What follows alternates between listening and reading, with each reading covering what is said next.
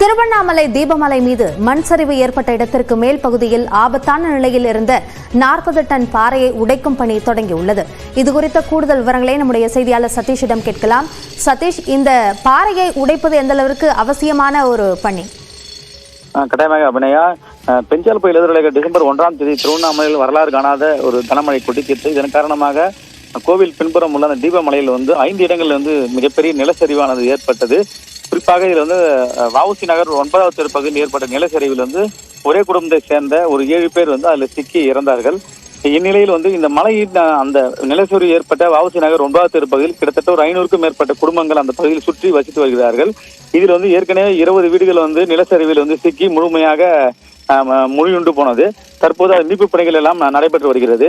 மேலும் அந்த குடியிருப்பு பகுதிக்கு மேலே ஒரு 40 டன் எடை கொண்ட ஒரு ராட்சச பாறையானது அந்த இடத்தில் இருக்கிறது. இதனால அந்த பகுதி மக்கள் தாங்கள் இரவு நேரங்களில் பயமாக உள்ளதாகவும் இந்த பாறை உடனே அகற்ற வேண்டும் என்று மாவட்ட நிர்வாகம் மற்றும் நெடுஞ்சாலைத்துறை உள்ளிட்ட அதிகாரிகளிடம் கோரிக்கை வைத்தனர்.